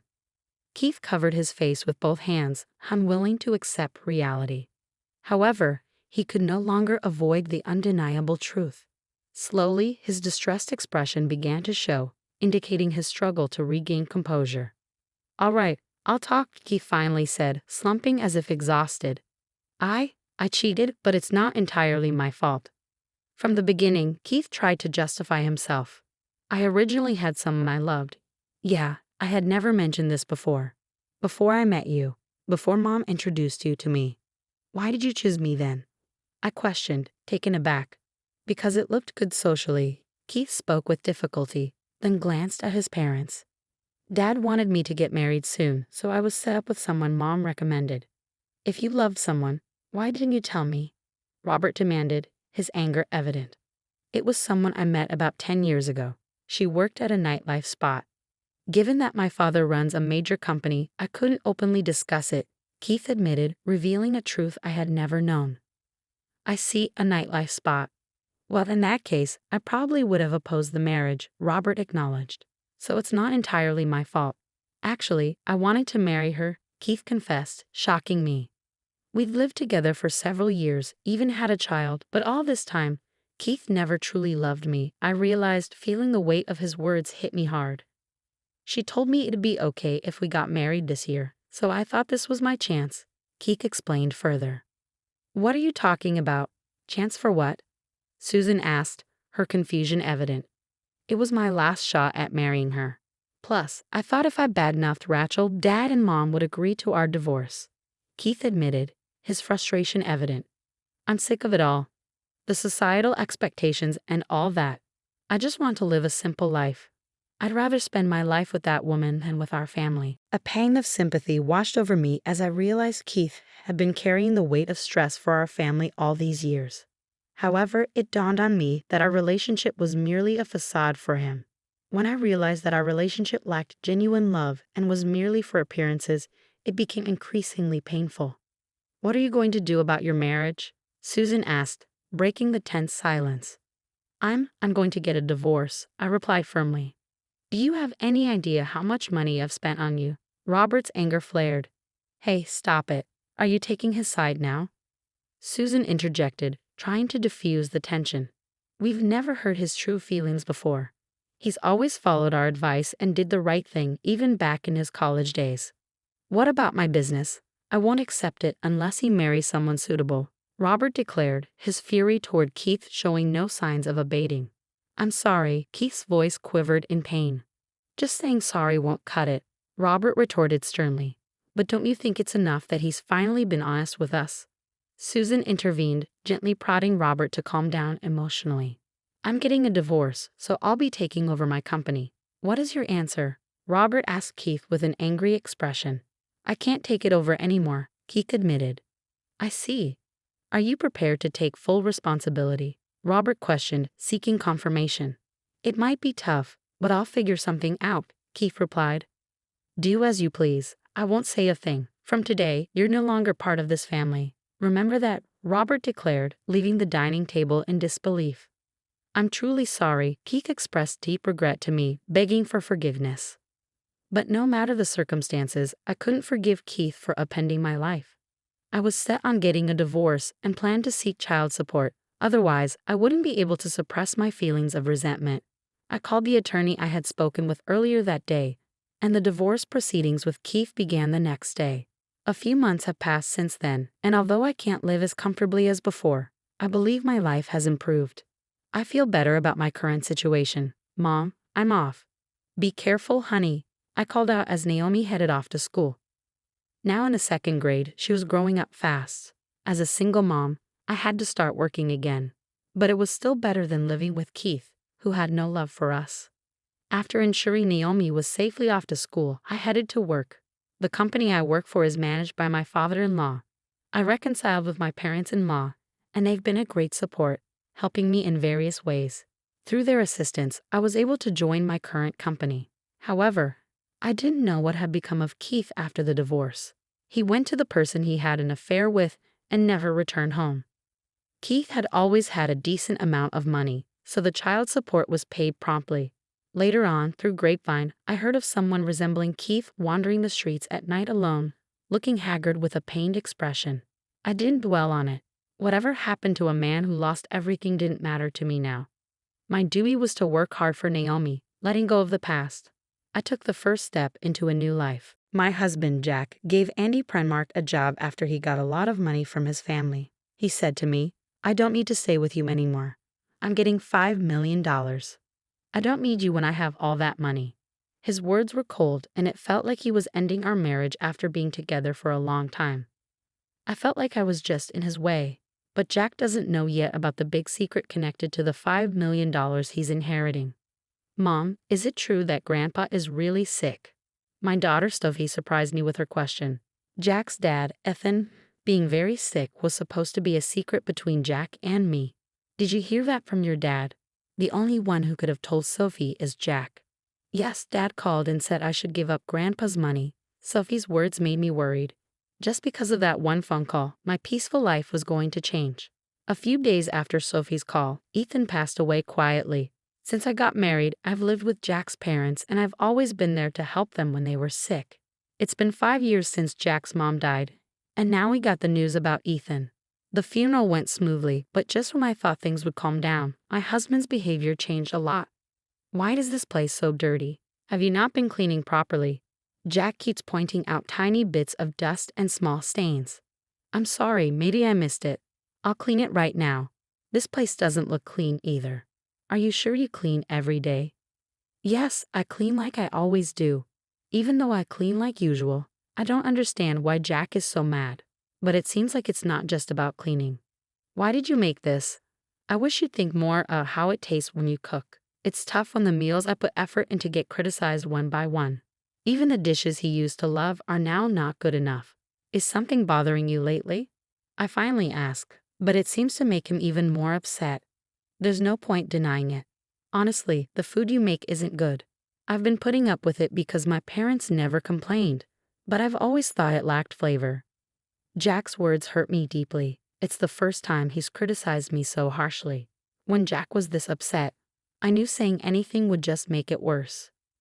My mom always cleaned and did laundry perfectly, and when she cooked, she put so much care into it. You're nothing like her. I've been patient, but I can't take it anymore.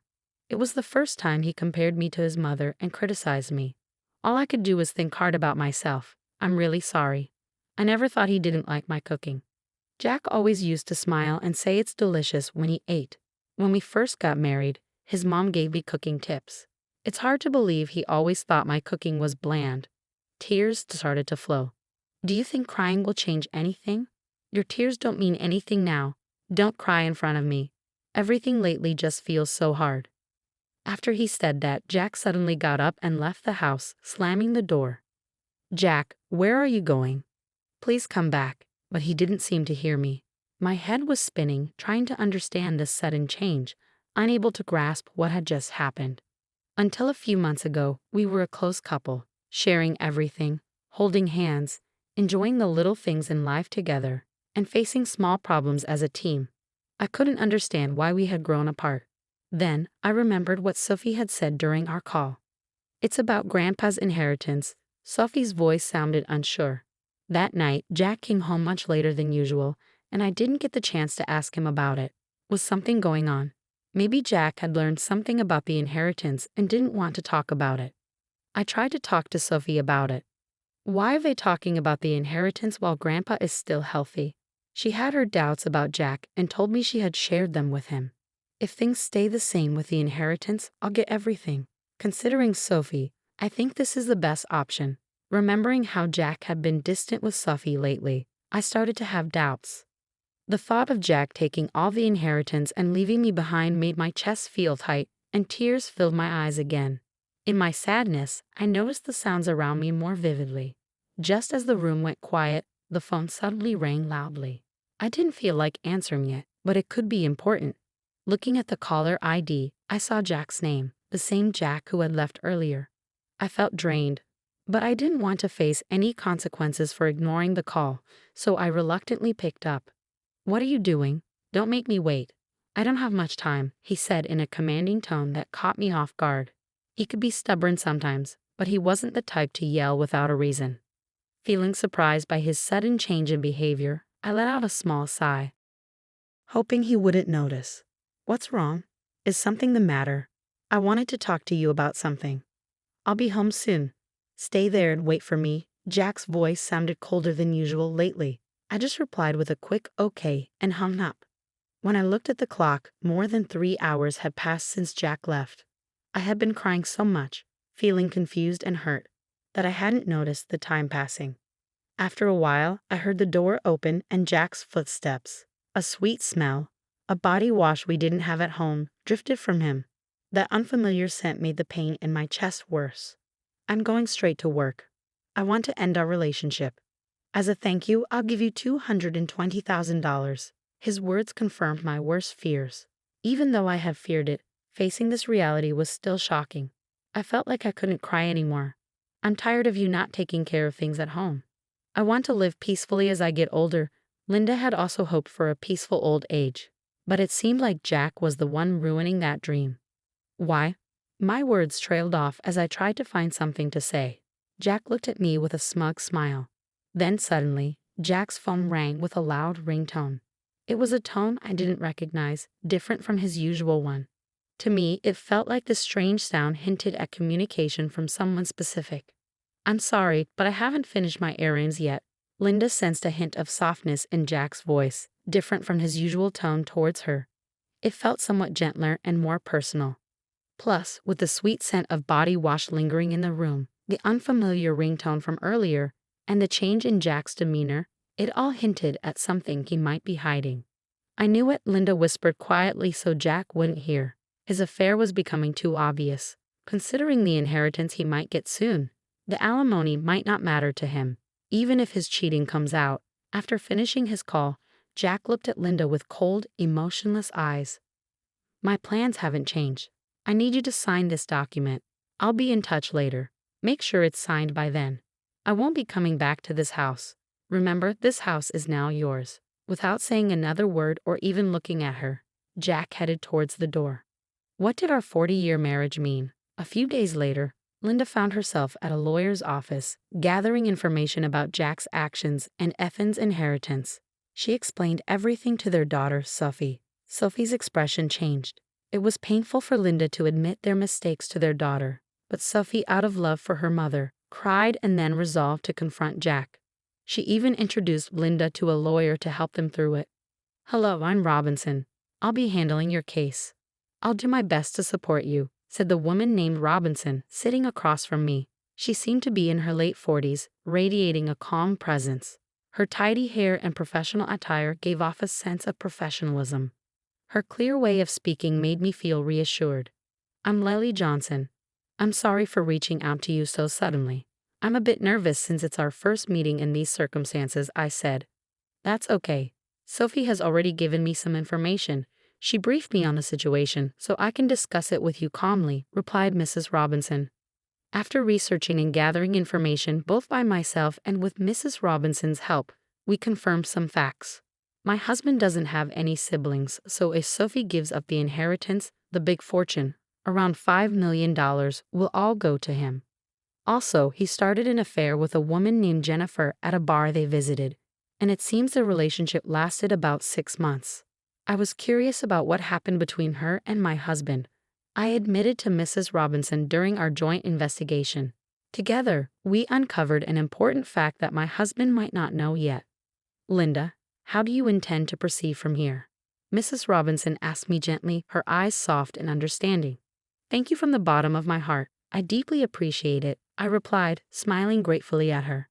After paying the fee for the procedures and exchanging a few words, I quietly left her office. 5 days later, I got a call from Jack on my cell phone. He suggested meeting at a quiet cafe. I arrived a bit early, and the cafe was surprisingly empty. The owner welcomed me warmly and said I could sit anywhere. I chose a seat by the window to enjoy the peaceful view outside. After a while, the bell on the door rang, and I saw Jack and his new girlfriend, Jennifer, walking in. When Jack saw me, he smirked proudly. "Are you ready for the divorce?" he asked bluntly. I was taken aback by his first statement. It seemed like he was convinced he was in control of the situation. "Is this your new partner?"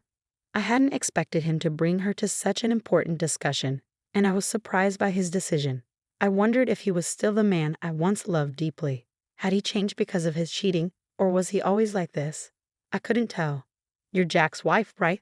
"I'm Jennifer. I've recently started seeing him," she said, suddenly smiling. I couldn't quite understand the meaning behind her sudden smile. "I've heard a lot about you from Jack. Seeing you in person, you do look a bit older. I wonder how Jack put up with all these years. I feel a bit sorry for him." Jennifer seemed to take great care of her appearance. She looked much younger than her actual age, which was in her 60s. Compared to her, I might look my age, but I couldn't accept the way she said it.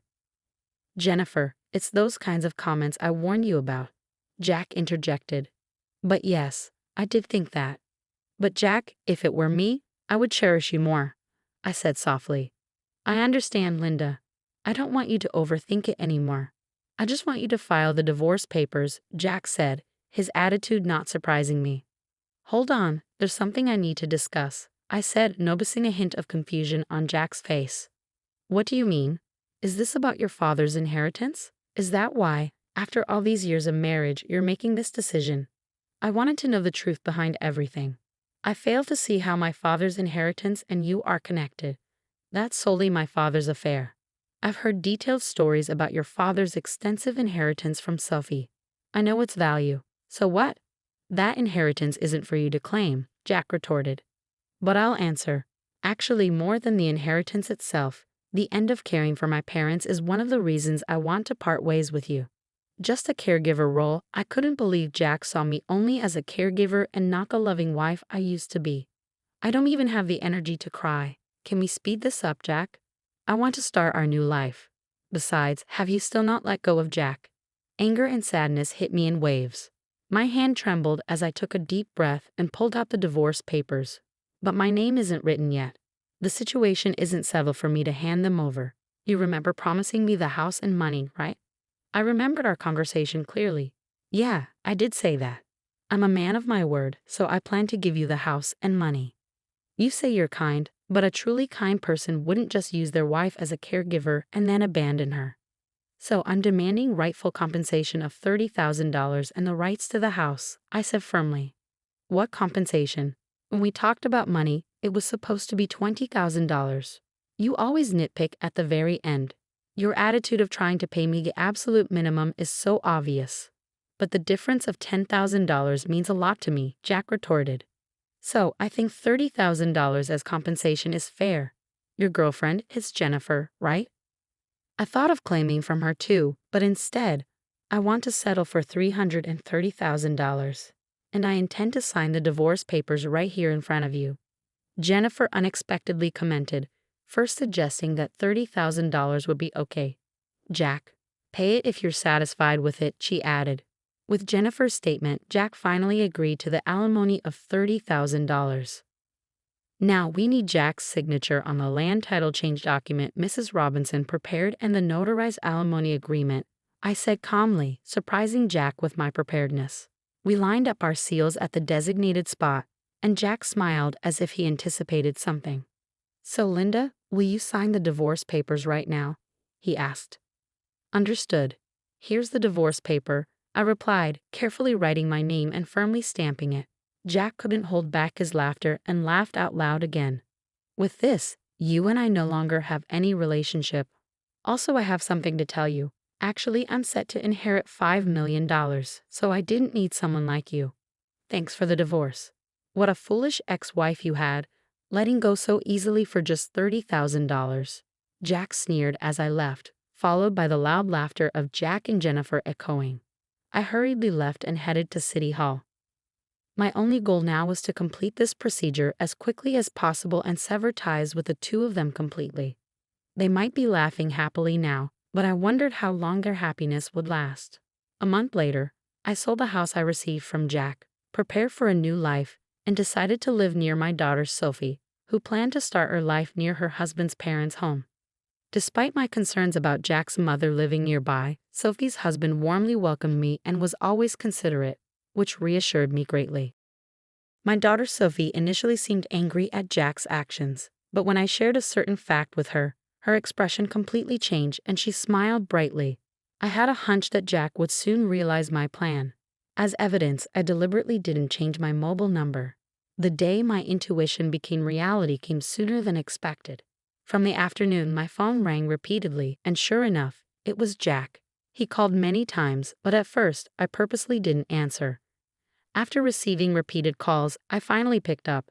Hello, why are you doing this? I couldn't hide my surprise. What's the matter? You called out of the blue. Jack raised his voice. What's the problem? Where are you right now? I thought you might have visited our old house. But in reality, that house had already been sold. Since we've decided to divorce, there's no me for you to be involved with anymore. Where did Sophie go? I can't find her. It seemed he went to Sophie's old house.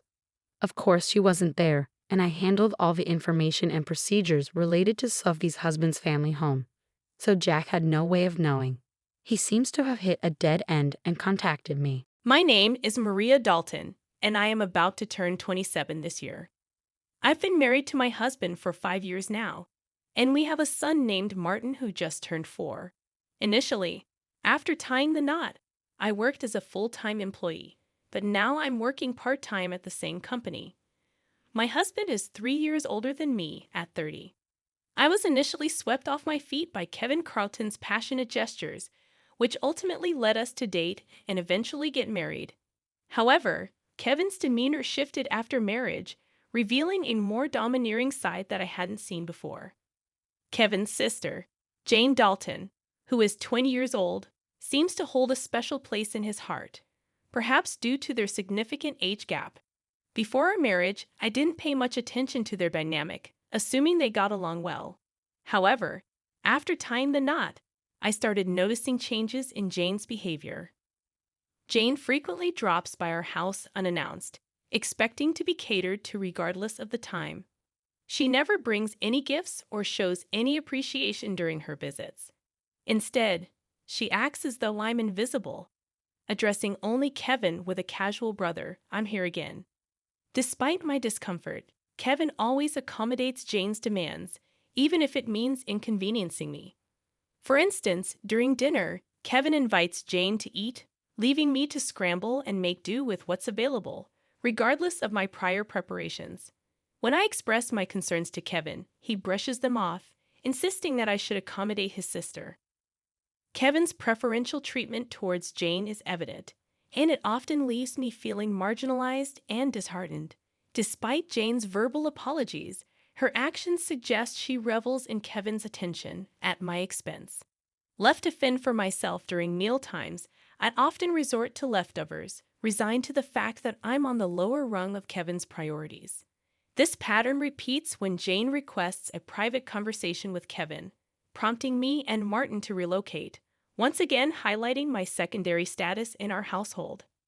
As Martin and I finish our meal and head to the kitchen for cleanup, I can't help but feel the weight of Kevin's favoritism and Jane's entitlement, casting a shadow over our family dynamic.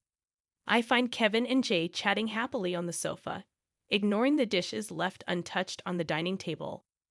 Their negligence toward cleaning up suggests they see me not as a wife or sister-in-law, but more like a maid. They don't acknowledge Martin either, treating him as if a maid brought her child to work. While I'm cleaning up in the kitchen, about to take a bath with Martin, Kevin loudly calls me, despite the late hour nearing 8 p.m. He demands that I buy a cake for Jay immediately, specifying where to get it, despite the inconvenience it poses to Martin's bedtime. Jane adds to the pressure, insisting she wants it now, and Kevin rushes me, displaying his frustration at my hesitation. Knowing I'll inevitably have to go, I reluctantly agree to buy the cake, aware that a shop near the station closes at 9 p.m. As I prepare to leave, I overhear Kevin and Jane's conversation, criticizing me loudly, questioning why Kevin married me. Reluctant to leave Martin behind, I bring him along. While getting him ready, I hear Kevin's threatening tone from the living room, causing Martin to sense the tension, even if he doesn't understand the words. Suppressing my emotions, I ask Martin what kind of cake he wants, and he brightens up, expressing his preference for a fruit-loaded one. Our trip to the cake shop becomes a momentary escape from the conflict as Martin excitedly discusses cake flavors. We reach the shop just before closing time, luckily finding the cake Jane wanted. I buy 2 cakes, including the fruit-loaded one for Martin. Returning home, I serve the cakes to Jane and Kevin, then prepare Martin's cake. However, before he can enjoy it, Jane demands it for herself and Kevin, disregarding Martin's protests, sides with Jane, claiming his right to choose. Unable to contain my frustration, I express my dissatisfaction, prompting Kevin to threaten divorce. Martin, visibly distressed, holds my hand tightly, and after some consideration, he speaks up, expressing his love for strawberry cake, a preference he mentions while eating the cake Jane initially wanted. I feel like I've been subjecting Martin to too much. 3 adults, including myself, shouldn't be burdening a 4-year-old child like this. The moment I saw Jane reaching for Martin's cake, after hearing him express how delicious it was, I knew I had to intervene. "Martin, let's go over there," I said, leading him to another room so he could enjoy his cake in peace. Kevin, likely noticing Jane's attempt to take the cake, apologized to her for seeming stingy. As much as I wanted to retort, I held back, not wanting to expose Martin to talk of divorce. Watching him innocently eat his cake, with a smile on his face, was heartwarming and offered a moment of solace amidst the tension. After finishing the cake, ignoring both Kevin and Jane, we decided to have a late bath and sleep in Martin's bed. The next morning, I woke up to find Jane had already left. As I prepared to wake up Kevin and Martin for breakfast, I heard Martin crying and rushed to him. To my shock, I found his piggy bank, a gift from my father, broken, and all his saved money gone. It was part of his nightly ritual to say goodnight to the piggy bank, and last night was no different. At that time, the only people in the living room were Kevin and Jane. I asked Kevin about it, and he casually mentioned that Jane needed some money, so she took it from Martin's piggy bank, ignoring his tears. As I held Martin, feeling his pain so deeply, I couldn't help but cry with him. It hurt to see Kevin prioritize and care for Jane over our own son. I felt a surge of anger and sadness, unable to bear the sight of Martin in such distress. "Why are you making the morning so miserable? I feel awful," Kevin exclaimed. "Don't you think you've done something wrong? Martin is crying so much for the first time since we got married." I expressed my anger towards him. Kevin looked at me intensely, then went to the bedroom without a word. He returned with something in his hand, divorce papers. "If you're not happy with me, then let's divorce," he said, thrusting the papers at me before leaving the house with a loud bang. Martin, who had never cried over issues with Kevin and Jane before, must have reached his limit. He's been crying since last night, and I can't bear to see him in such pain. "Hey, Martin, should we skip daycare today?" I asked, trying to comfort him. He seemed happy at the idea of spending the day with me, replying with a loud yes and showing me a faint smile. As he brought a picture book from the shelf and sat on my lap, looking up at me with happiness, I couldn't help but think that his little heart must be full of patience. Today, we'll take it easy. I made a decision to fill Martin's heart with as much joy as possible. While I might be causing some inconvenience at my workplace, my colleagues kindly understood the situation and granted me a day off, encouraging me to spend quality time with Martin. In the morning, we went to the park where we played hide and seek, laughed in the sandbox, and gleefully slid down the slides. Returning home for lunch, Martin seemed drowsy, a rare occurrence for him. Normally, he can nap by himself, but today he fell asleep on my lap, reminiscent of his baby days.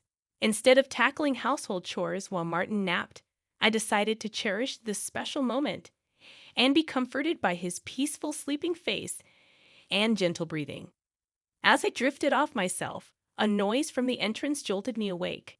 It was too early for Kevin to be home, so I felt a sense of unease. Quickly, I gathered Martin and only essentials, hiding in the bedroom closet. My heart raced as I heard footsteps approaching. Then, a familiar voice echoed through the house. It was Jane, trembling with fear. I listened as she rummaged through drawers, muttering about something she couldn't find. After a brief call to Kevin, Jane left, locking the door behind her.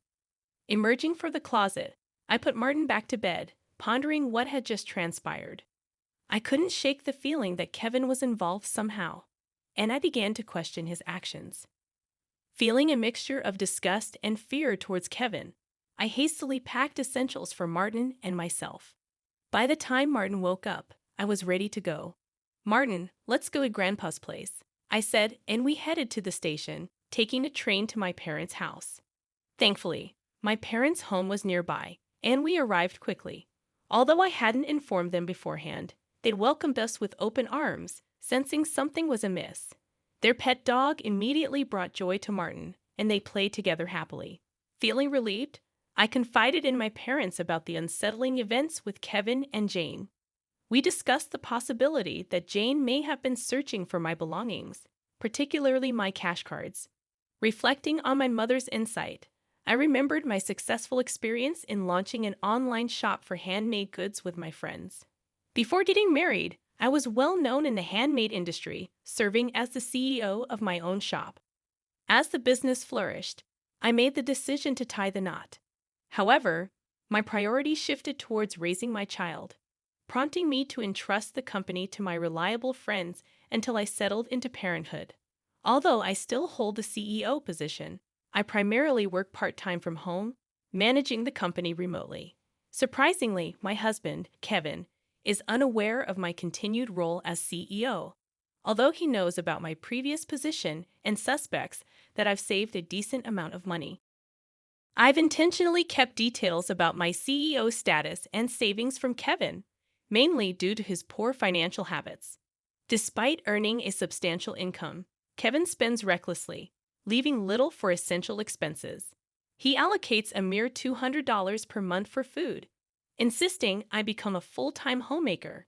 However, I've never agreed to abandon my career entirely.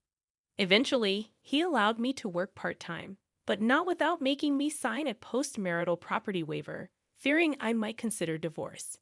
Since Martin's birth, I've solely relied on the $200 food budget, using my savings to cover Martin's nursery fees and clothing expenses.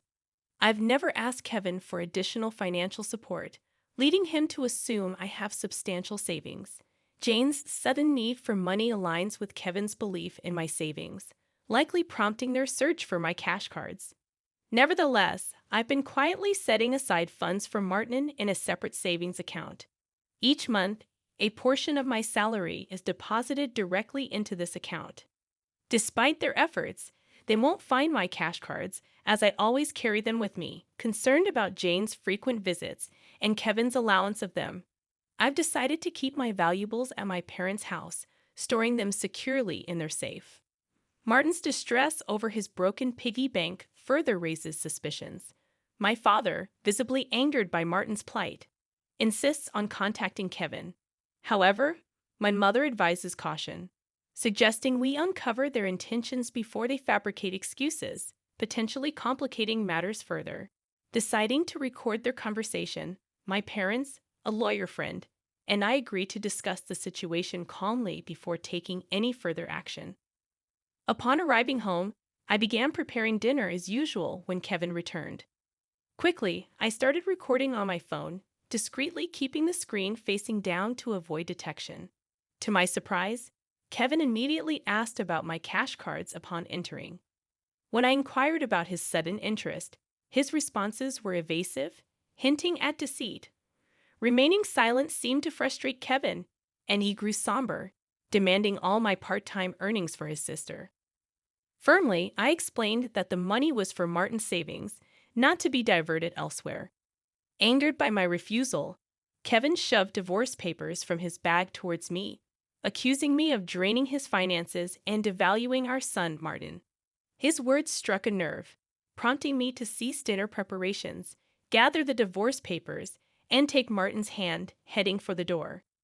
Kevin's threat of divorce echoed behind me, but I declared I wouldn't return to a home where strangers came and went freely.